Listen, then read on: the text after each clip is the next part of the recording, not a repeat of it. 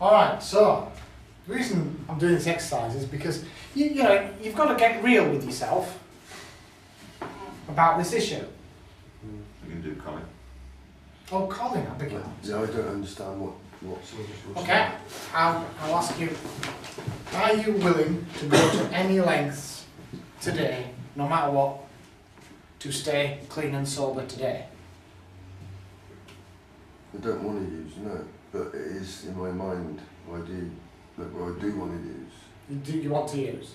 I do, but I'm not going to, but it's still in my mind Right. that I do, but I'm trying to... Well, okay, well the question is, are you willing to go do whatever it takes? If I said, today for example, the only way you can stay clean and sober is for you to lose your children. Would you be willing to lose your children? No. Okay, so that's it. Right. Brian's name's not up there. Oh, sorry, Brian. What was it? You wouldn't jump out of the plane. Right. You get pushed out anyway. Sorry, Brian. I forgot to put it down. Okay. So here we have the people who have reached this creative hopelessness, who know in their heart of hearts that they're hopeless in terms of their addiction. And here we have a group of people whose addiction is still in control of them.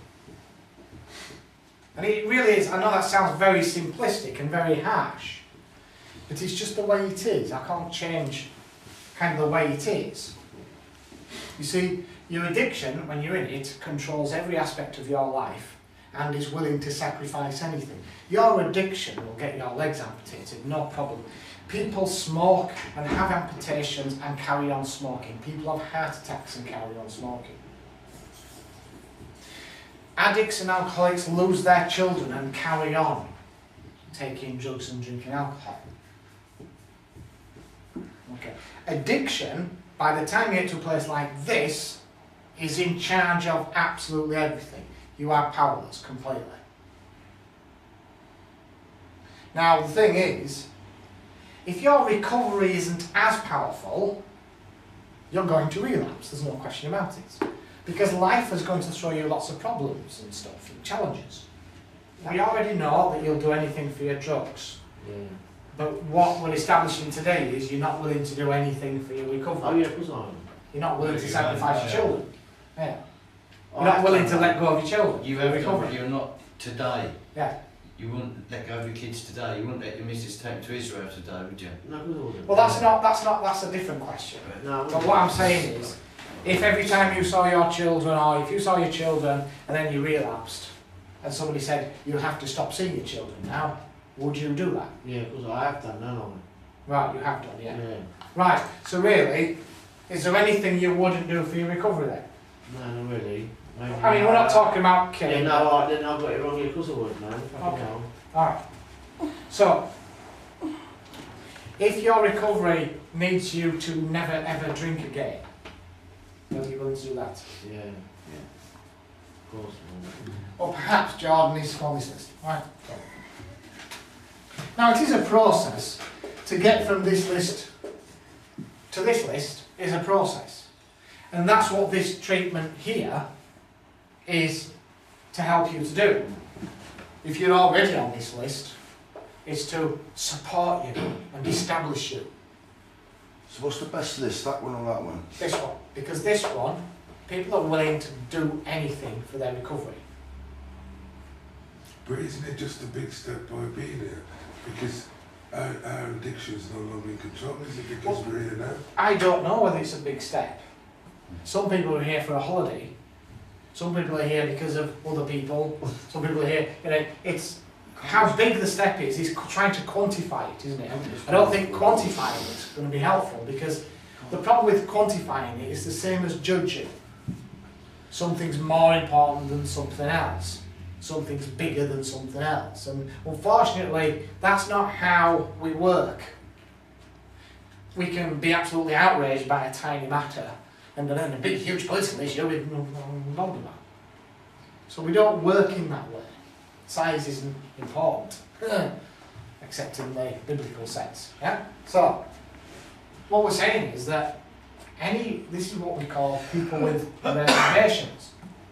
What does that mean?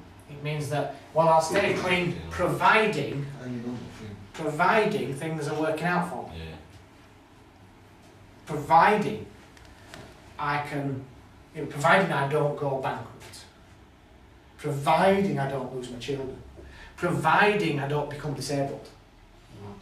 Yeah? You have a conditional recovery. You have conditions. Right? Don't you have conditions with everything? Yeah. You have a deal with life about this issue. Now, and you have a deal with everything, like you quite rightly say. So this is where we say, okay, we've got to treat this addiction thing separately than everything else. Because unfortunately, your addiction doesn't have this deal. There is no provision. There is no providing. Yeah? Your addiction doesn't care about whether you go bankrupt or not. It will eat away your money till you have nothing left. And then it will further entice you to commit crime and steal and cheat and lie and sell yourself. Yeah, only wants feeding, doesn't it? Yeah. So it doesn't care. Right? Your addiction doesn't care about your family and your children and your parents and whether you're there for them or not. Yeah? No discrimination, isn't Your addiction doesn't care about your health, your physical health or your mental health. So, if you don't have a recovery that doesn't care about any of these things either, your addiction's going to come back to rule you. So this is the one exception in life. This is what we call creative hopelessness. Right? If you've got any deals about being in recovery with life, you're not in recovery. You're dry, and it is temporary. You will be relapsing because you have a deal.